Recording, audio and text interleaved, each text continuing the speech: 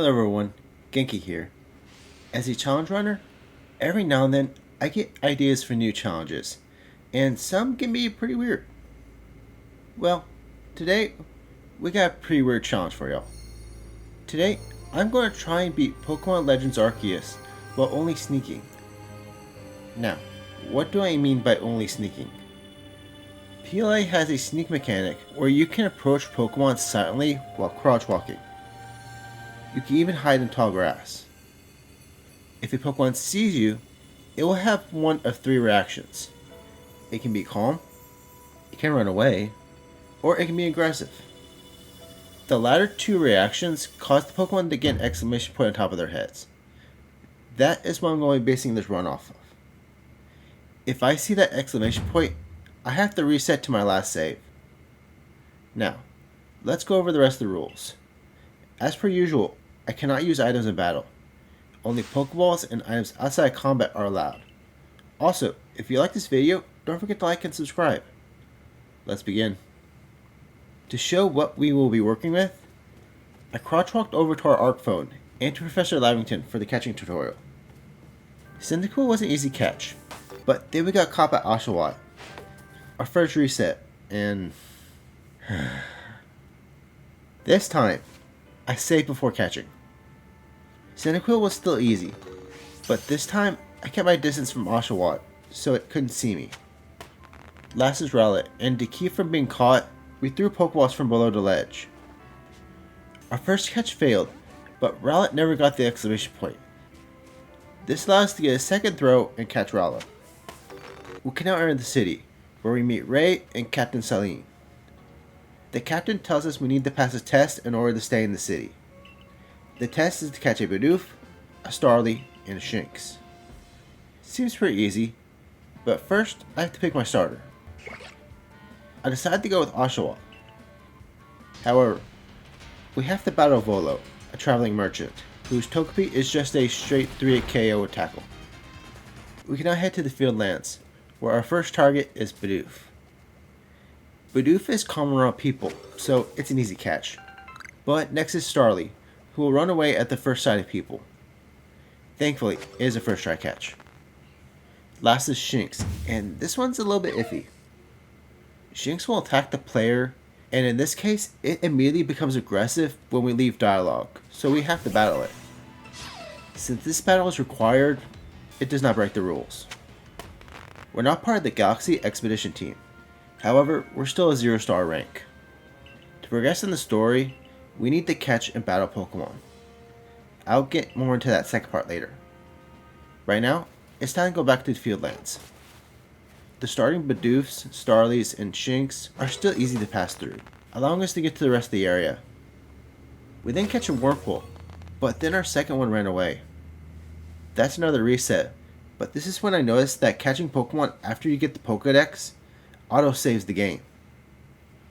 Maybe if anyone wants to increase the difficulty, they can fast travel to base camp every time they get caught. This convenient autosave, though, allows us to reattempt the second Wurmple.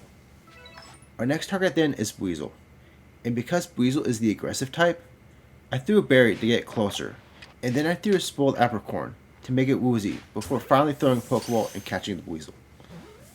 We then continue in the other direction, where we catch ourselves a Ponyta and almost get caught by one. However, more importantly, we found an Eevee. Eevee is more skittish than Starly, and a lot harder to catch.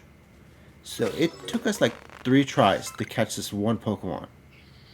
With the Eevee caught, I decided to turn in my report to Professor, but we still have more work to do. I put the 2 Wurmples on my team. Hopefully they won't evolve into the same cocoon. I then spent so long in the field lands that it became nighttime, and we got access to a new Pokemon, Drifloon. However, Drifloon will get angry if it sees us. Also, with it being night, all the Pokemon respawned, and with that, we were able to reach our first star. We can now go further in the field lands, but first, we have to battle Ray. Due to a mistake, I accidentally sent out Starly, who was immediately one-shot by Ray's Pikachu. I then sent out Shinx, who was able to take out the Pikachu with 3 quick attacks. The experience from the battle was enough to have our Wurmples level up and evolve, and we got lucky as they evolved into different things. The reason for that battle was because Ray has to meet with Mai, a warden of the Diamond Clan. So, following the battle, we made a trip to the Fieldlands, where we have to make sure to capture this one Shinx, so we can easily cross the bridge. On the other side of the bridge is Mai, and to prove our worth, we have to battle her Munchlax. Munchlax is thick. 2 Aqua Jets and a strong style tackle from Oshawott only leave Munchlax at half health, while Oshawott goes down in 3 tackles. I then sent out Shinx, who managed to finish off Munchlax and 2 Thunderfangs. We got Thunderfang from the Move Tutor, who we unlocked after our battle of Ray. Now, to recap anyone who has not played this game or has not played in a while, PLA has a mechanic called Strong Style and Agile Style. Strong Style increases the attack power of a move, but in exchange, this can allow the opponent to attack twice in a row. Agile Style lowers an attack power, but in exchange, there is a chance our Pokemon can attack twice in a row. Anyway, with Munchlax defeated, we're tasked with going to Deer Track Heights. This unlocks more Pokemon for us, like Kricketot, who is easily scared, so we need to be careful. To get past this first area, we had to go through the left side of the trail. However, there is a Kricketot in the middle of the road, and there are 2 Starlies blocking our way on both sides of the path. By walking slowly, we managed to catch one, but then the next one decided to go behind us, allowing us to go down the path to our next obstacle, Geodude.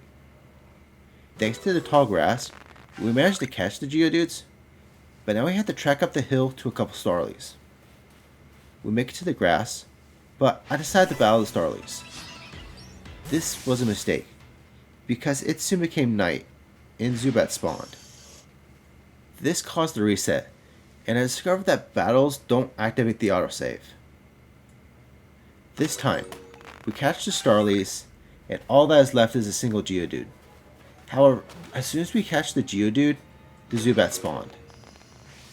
This caused our autosave to be where the Geodude was, allowing us to finally reach Deer Track Heights.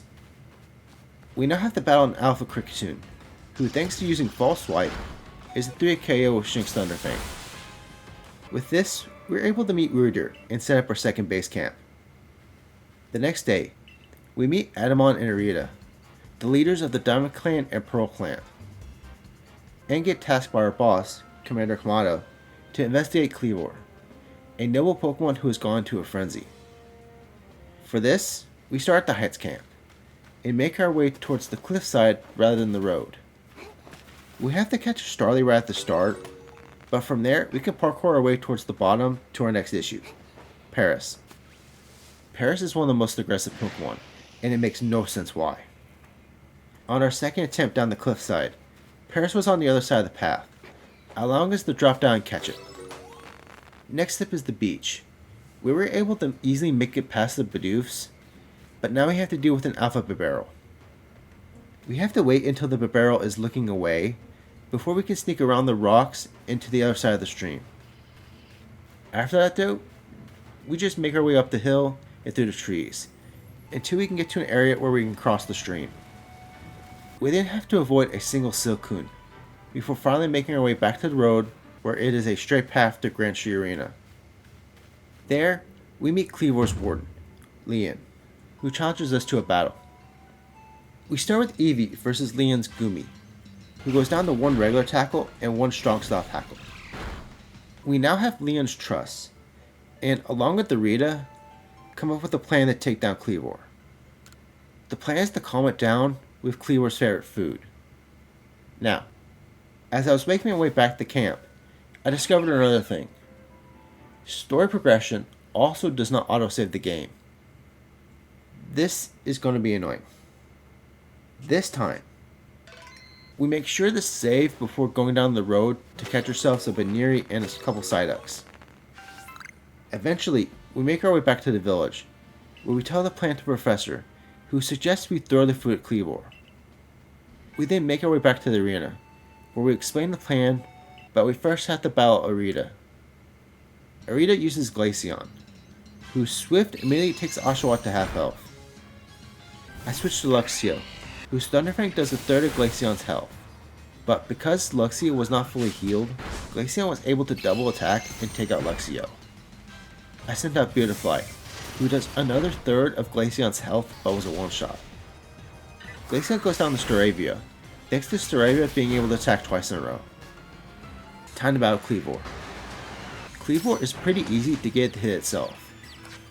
I decided to have my Pokemon battle it instead of just throwing bombs. Kleavor in battle hits hard, but Kleavor only manages to take out Oshawott and Luxio before we finally go on the hyper offensive and take it out. We can now return to the commander and turn in our report. We then meet the professor and Ray for dinner. There, we get access to the recipe for smoke bombs, our saving grace. However, we don't have access to the ingredients yet. The next morning, we're sent to the commander's office, and this time, we're going to the Crimson Mirelands to calm down Ursaluna, another noble for the Pearl clan. However, we first have to battle Ray. Ray leads with Mime Jr., who is a one-shot by Luxio. However, Ray's Pikachu thinks to attack 3 turns in a row and take out Luxio. I sent in my severely underleveled Geodude, who gets Pikachu to red health with 2 rollouts, but is taken out with 4 quick attacks. Pikachu goes down to Eevee. At the Mirelands, we are first tasked with talking to Kalaba, Ursaluna's warden. She's located at the Silesian ruins. Now, reaching Kalaba is pretty simple. Budews are easy to catch, and Psyducks and Krickettoons are initially mellow towards the player. The problem though is Carnivine. Carnivines are harder to catch and are aggressive. Thankfully, we only need to catch one, while the other is completely avoidable. When we make it to the ruins, Kalaba refuses to help us, but then Volo shows up and challenges to a battle. I shower Duat and go for Swords Dance. We then go for Aqua Jet, which takes Togepi to half health. However, Togepi has been using Draining Kiss, but a strong style Aqua Jet leaves Togepi on a sliver. Togepi then decides to use Calm Mind, so it easily goes down to one more Aqua Jet. Next is Gibble, who survives a strong style Aqua Jet on a quarter health, before finishing off Duat with Bulldoze. Gibble goes down to Staravia. After the battle, Volo tells us to investigate some thieves who stole a stone fragment from the ruins. To reach a potential camp where the thieves might have been, we have to make our way past a couple Parises, before finally reaching the camp and the thieves, a band of women called Misfortune. We then have to battle Coin, who uses Toxicroak. Toxicroak is a one-shot by Staravia. With this, we can get back the stone fragment, which we return to Kalaba, who decided to finally help us. She tells us Ursaluna is at Sludge Mound. The route to Sludge Mound starts out pretty easily. There are not that many dangerous encounters until we get to the Alpha Tangrowth, but we kept our distance and walked around it. After the Tangrowth is the area that worries me, the Mudpool area. This area is full of Croagunks and Hippopotas, who are both aggressive species. The best strategy I could think of is to hug the area next to the river. This allows us to avoid the first Croagunk, but then we encounter a Graveler. Gravelers move pretty fast. Too fast for me to catch, so I decided to battle it. It was 2 KO, but now we have a Croagunk that can pass. However, we now have Smoke Bombs, which allows us to pass the Croagunk and go back to hugging the river. The tall grass along the way helping us hide from the Hippopotatoes, until we finally make it to Sludge Mound. As Kalaba calls for Ursaluna, we can tell it's not in a frenzy, but it is quite angry. Ursaluna is also quite strong, with an Agile Style and Strong Style Aqua Jet only doing a third of its health, while it takes out Duat in only 2 slashes. I sent out Staravia next, who got Ursaluna down to a quarter, but went down to 1 hit due to her being at half health. A Swift from Eevee then leaves Ursaluna on a sliver, allowing us to take it out with Luxio. We now have to go back to the village, because while Ursaluna was enraged, it was not in a frenzy. And we need to find out why Arezu from the Diamond Clan, who reported about Ursaluna, was so concerned about it. At the village though, we discover a Rezu has gone missing, and Lilligant, a noble of the Diamond Clan, was the one who actually got into a frenzy.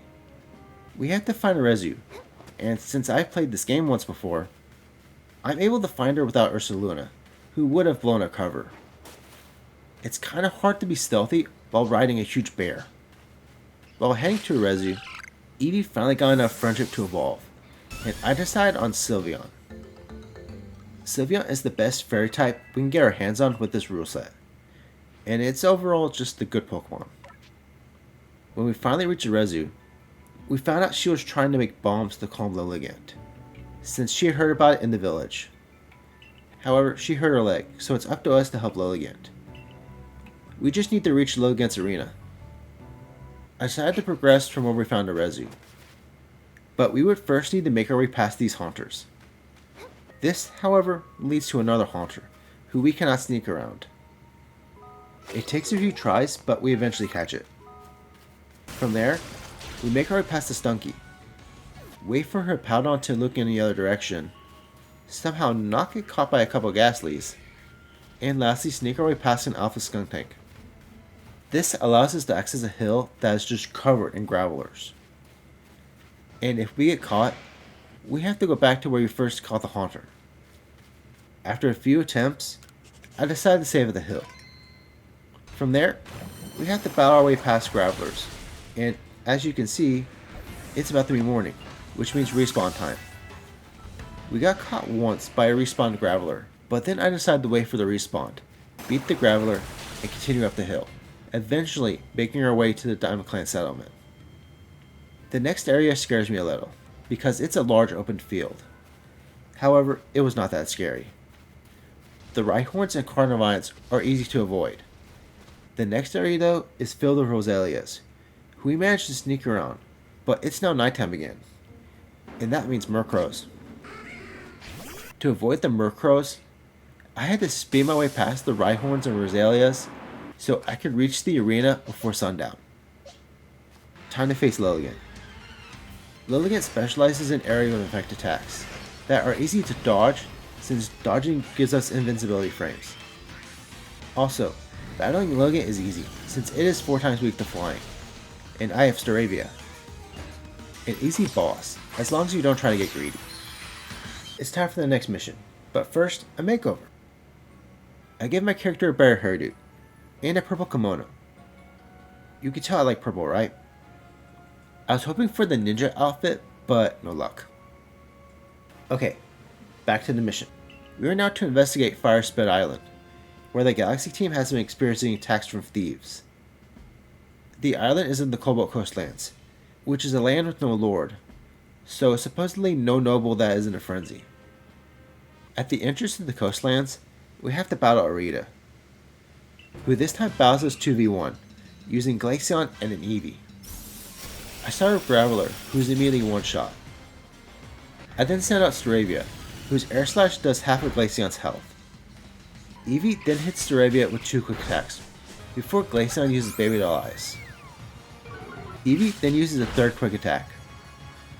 I had Staravia use Aerial Ace, not realizing Air Slash would have been stronger, and this caused Glaceon to survive, allowing it to take out Staravia with a quick attack. I sent out Duat, who immediately gets hit with Baby Doll Eyes and Ice Beam. The Ice Beam then gives Duat Frostbite, a unique status that is similar to a burn. Duat takes out Glaceon with Aqua Jet. I then have Duat use Water Pulse and a strong slot Aqua Jet on Eevee, which leaves it in red health, as it takes out Duat with quick attack. Eevee goes down to Sylveon. Following the battle, Arita asks us to talk with Polina, the Pearl Clan warden who was in charge of the former lord. We are then informed she'll be on top of a cliff at the top of the area. The route to the cliff starts off fine. The Glenmas at the start were easy catches, along with the Tangela. We then camped the furthest away we could from the Alpha Drapion, before making it to the slope leading to the cliff. On the slope, there was a Beautifly, who was an easy catch, but then there was a Mothim, who would not stay in the Pokeball, so we decided to sneak around it. But it has now turned to night, which means Murkrows, but thankfully our respawn point was a short distance. Along with the Murkrows, we encounter more Glameows and Dustox, before encountering a very fat cat. A very, very big fat cat. We used up like 10 Pokeballs trying to catch it, before realizing it was just easier to sneak around it. After the cat, all that is left is a Murkrow that easily gets caught with a Great Ball, and a Growlithe that we avoid for later. At the edge of the cliff, Paulina informs us she's not interested in training the former Lord's child to succeed its father, and points us to Warden Iskon.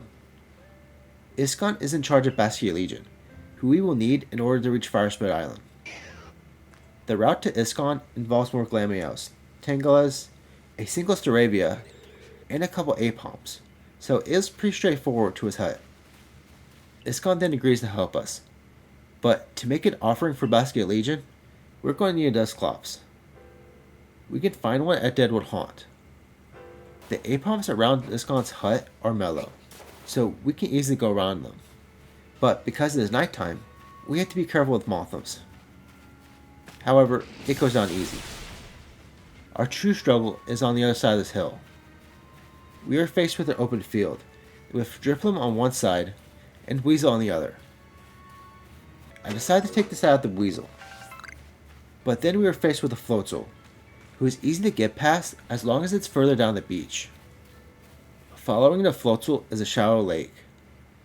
This took a few tries to find a good way to get across. We first have to go to the island in the middle. Then we have to go through the water on the left side, but we can't stay on this side. We have to make our way towards the center, and then towards the other side, where all we have to do is get rid of a Dustox. With that, we have reached Deadwood Haunt. The Dusclops is too far to catch, since I have no Feather Balls.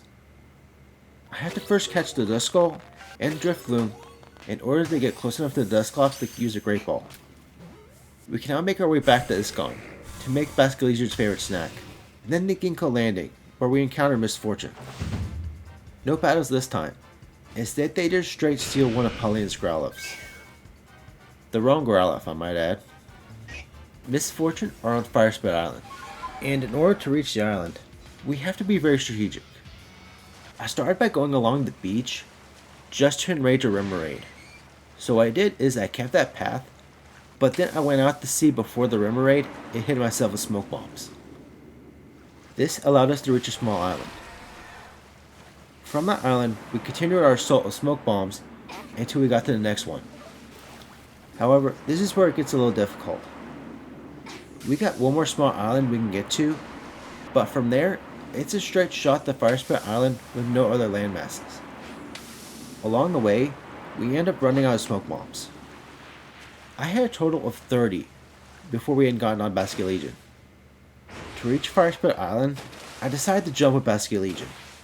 This was the best way I could think of that can minimize encounters. On the island, our first encounter is with a Graveler, because of course it is. It took several tries because we had a small window to throw a Pokeball, but we eventually caught the Graveler. Next are a couple Magmars, but the first was an easy catch, while the second went down the duo. However, as we were battling, it became night, so a Magby spawned, and they're quick to run. Our respawn point is where we were standing because we had just caught a Magmar. Also, there is no fast travel point to the volcano yet, so I decided to battle the Magby as quickly as I could get an eye on it, just for it to run away. Now, you can call this a blemish and a failed run, but I don't care. I'm going to keep playing. All that is left on the path is a Magmar which we catch, and a Magby who also runs away in battle. Finally, we reach the arena and Misfortune. We have to battle Clover first, but her Bomb Snow is a one-shot by our newly evolved Staraptor, as was Coin's Toxicroak. Lastly, we have to battle Charm, who uses two Pokemon, Rhydon and Gengar. Rhydon survives Staraptor's close combat, which allows us to one-shot Staraptor with Rock Slide. Rhydon goes down the Duat. Last is Gengar, who immediately takes out Duat with a combination of Hypnosis and Hex. Gengar goes down the Luxray. Following the battle, the Growlithe that was the late Lord's child shows up and then evolves, and goes into a frenzy. In my casual playthrough, I struggled with Arcanine, and this battle was no different. Arcanite's charge attack is relatively easy to dodge at the start, because it is just going back and forth across the arena. Its AoE attack is easy to activate, however later in the battle, Arcanite will create a wheel of fire in the middle of the arena. They'll then start charging at you back and forth on the same platform instead of across the arena. Also, the AoE attack is hard to get rid of, because the fire barrier does not go away until almost the very end. On our 4th attempt, we beat Arcanite with only 1 hit point left to spare. On to the next mission. This time, we have to take on Electrode, a noble for the Diamond Clan. There is a problem though. Electrode's warden is, well, an ass. To help prove my worth, Adamon challenges us to a battle. It's similar to Arita, except Adamon uses Leafeon, who is a one-shot by Staraptor, as was Eevee. This battle though did not impress Melly, but oh well. We have to head to the training grounds, where you meet Ingo, a warden for the Pearl Clan. In order to scale Mount Coronet, we need the help from Sneasler, the noble that Ingo oversees. So on to Coronet Highlands we go. And as soon as we arrive, we are immediately stopped by a Luxio. There was a patch of grass, so we could hide and snipe the Luxio, but then we go down the cliff and find 2 more Luxios. The first one was being difficult, but it eventually got caught. The second one was a first try catch, as was the Yama afterwards, but now we needed to run. The Pokemon are about to respawn, but thankfully we make it to Ingo before nightfall. Ingo then helps us to the Wayward Cave, but now we're by ourselves again.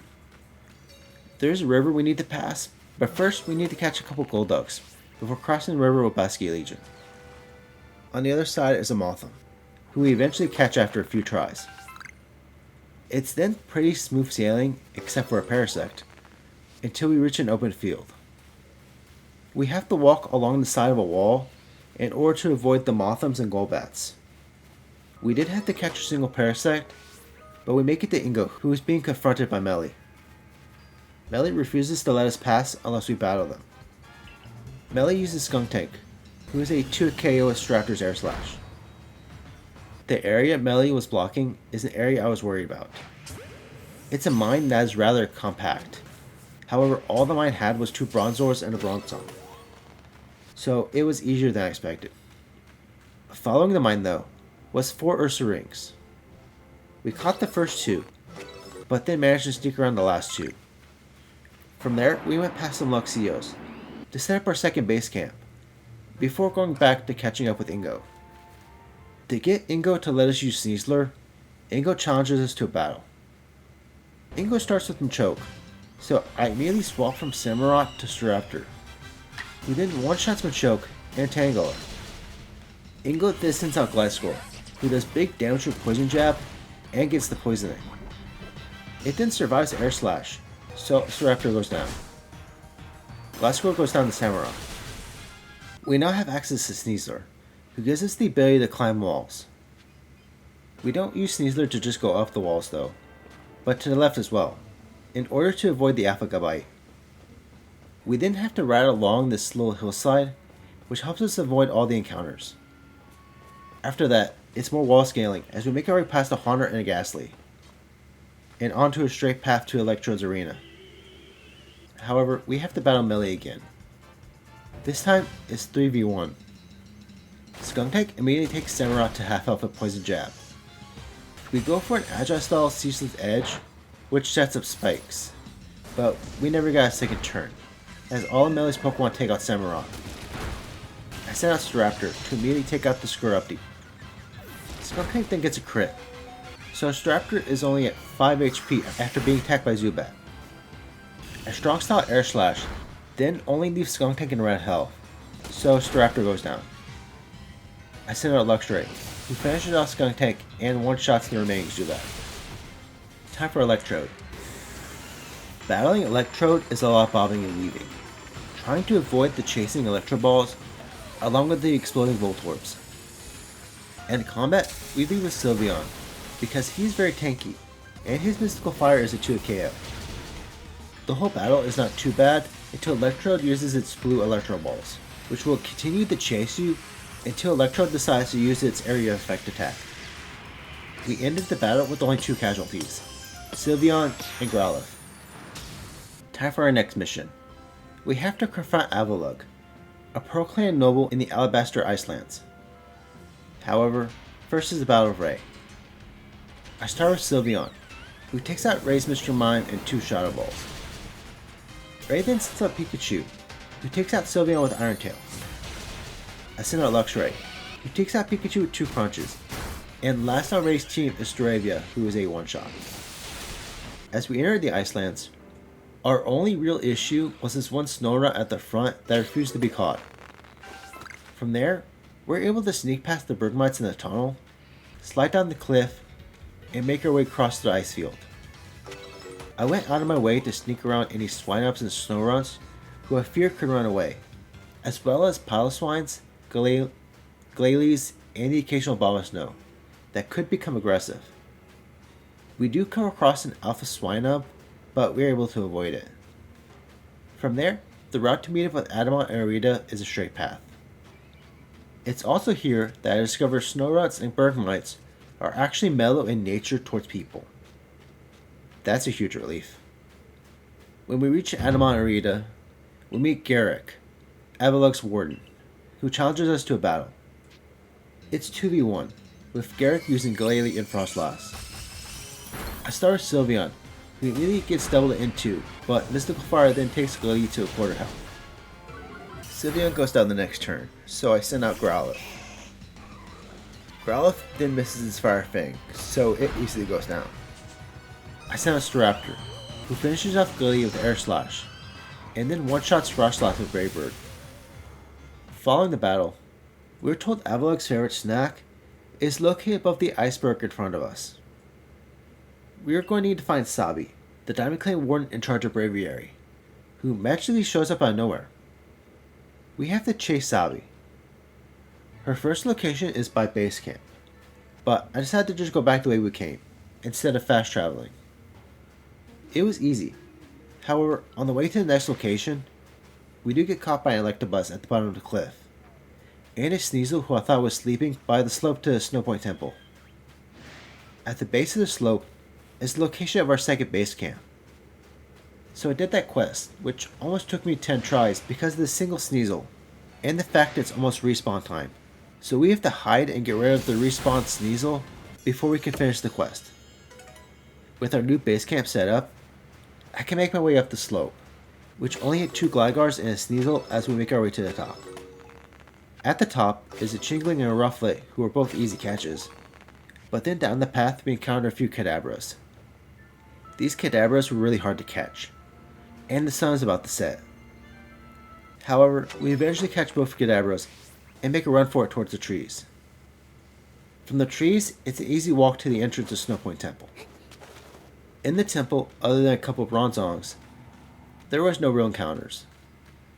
Just a few puzzles until close to the end, where we find ourselves blocked by an Alpha Gallade. I tried to catch the Gallade, but it was not working. I then decided to make myself a Stealth Spray, which allowed us to get close to the Gallade and battle it. The Gallade was level 70.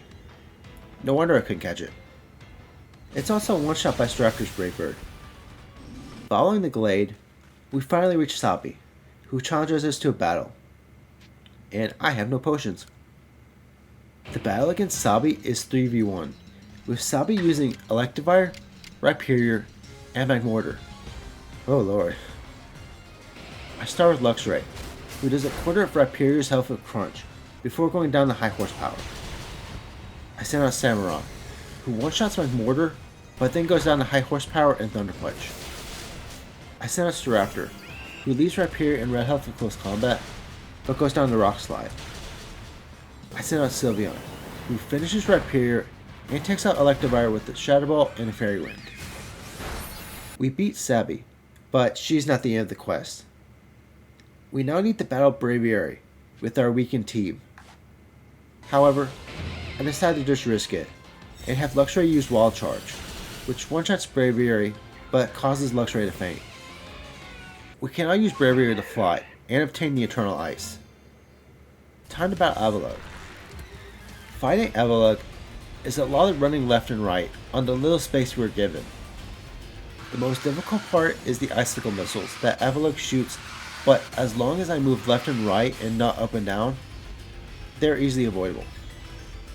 Also, for the first 2 turns where I was supposed to send out a Pokemon, I just threw bombs, because I wanted to save my Pokemon. The first Pokemon I used is Sylveon, because Mystical Fire lowers Avalugg's offensive stats. However, in Agile Style and a Strong Style Mountain Gale, take out Sylveon on the first turn. I then sent out Gardevoir, who takes out Avalugg with the regular and Strong Style Confusion. I ended up battling it one more time with Gardevoir, Staraptor, and Samurott, before finally finishing off the next opportunity I could. We have finally taken out all the frenzied nobles. We handed our final report to Commander Kamado. However, the following day is not all sunshines and rainbows. But rather, someone messed up the sky's RGB settings. We are told to go to Commander Kamado's office. Commander Kamado then claims we are responsible for the current calamity, and we are only allowed back in the village if we can prove innocence. We were then sent on a walk of shame toward the village exit. We were sent off to the Obsidian Fieldlands. There, we talked to Lean and Mai, but neither can help us. But then Volo shows up and knows someone who can help us. We're sent to a mysterious hut, where we meet a lady named Kagita. Kagita tells us in order to stop the calamity, we need to visit the 3 Lake Guardians. And as we were about to leave, Adamant and Arita show up. We're supposed to choose one, and this will determine our in-game boss. I went with Arita for my casual playthrough, so I went with Adamant. Thanks to now having access to Braviary, getting to the Lake Guardians was easy. So we got everything we needed to collect and headed to the Shrouded Ruins. We were instantly teleported to the ruins, by the way. From there, the Lake Trio takes the items they gave us to form the red chain we were to use on the legendary Pokemon. With the chain, we rush to the village to find out the commander is making his way to Mount Coronet to fight the Calamity himself. So with Professor Lamington and Ray, we head to Mount Coronet. To reach the peak, we have some powerful Pokemon to get past. However, this luxury was being so difficult, I just decided to fly over it and the Alpha Electivire. However, before we can reach the peak of the summit, we have to face Benny. I start with Growlithe, who is immediately taken out by Benny's Mismagius. But this allowed us to send in Sylveon, who took out Mismagius with 2 Shadow Balls. But in turn, he had his defensive stats lowered by Mismagius' Shadow Ball. This caused Sylveon to go down to Sneasler. I sent out Gardevoir, who takes Sneasler to below half health with a Strong Style Confusion. However, Gardevoir goes down to a Quick Attack and Dark Claw combo. Sneasler goes down to Samurott, who is then one-shot by Benny's Gardevoir. I sent out Luxray, who takes Gardevoir to half health with Crunch. But then Gardevoir used Calm Mind, which also raises physical defense in this game. This allowed it to survive another Crunch and take out Luxray. Gardevoir goes down to Staraptor. Last on Benny's team is Gallade, who uses its free turn to set up Swords Dance, so it is a one-shot. Finally, we can face Kamado. This took a few tries, and it was to a point I went back to camp and released almost a whole box of our captured Pokemon to get Grit. Grit is a type of item that is used to raise Pokemon's stats. With this, we were able to get this run against Kamado. I started with Growlithe against Braviary, so it can be immediately sacked in order to send in Luxray. Braviary is a 2K with Thunder Fang. Kamado's next Pokemon is Snorlax, who one-shots Luxray with High Force Power. I send in Staraptor and go for an Agile Style Air Slash. This does not do a lot of damage, while Snorlax Giga Impact does a lot. However, we now have 2 turns to attack Snorlax, so it goes down to close combat. Kamado sends out Golem, who finishes off Staraptor. However, Golem then goes down to Samurott, and last is Clefable. Clefable takes out Samurott with a combination of Calm Mind and Draining Kiss. I send out Gardevoir to use Hypnosis and use up the remaining turns of Clefable's Calm Mind, before teleporting and switching in Sylveon. Sylveon and Clefable go back and forth with stat drops, but in the end Sylveon comes out on top, after 3 Shadow Balls and 2 Mystical Fires. Time to enter a temple on the summit, where we are faced by Dialga. The red chain releases some kind of power that was flowing from Dialga, allowing us to battle it. I used the Raptor to lower its health, before catching it with the Ultra Ball we had gotten from Commander Kamado. The problem though is Palkia also made an appearance, and the red chain is broken. This forces us to retreat the temple. I won't go into specifics, but we're then told to make a Pokeball of the same material of the red chain. And lo and behold, the material can be found in Malcornet. The cave is defended on both sides. One side by an Alpha Probopass, the other side by a Bronzong. I take the entrance with the Bronzong. But then, as we find the material we needed, we're attacked by Misfortune. We have to battle Charm. Straptor takes out Rhydon with 2 close combats, but then goes down to Stealth Rock damage. Charm's Gengar is then a 2-shot by Sylveon's Shadow Ball. We can now mine the material, that Ray turns into a Pokeball that was dubbed the Origin Ball. It's time to end this challenge.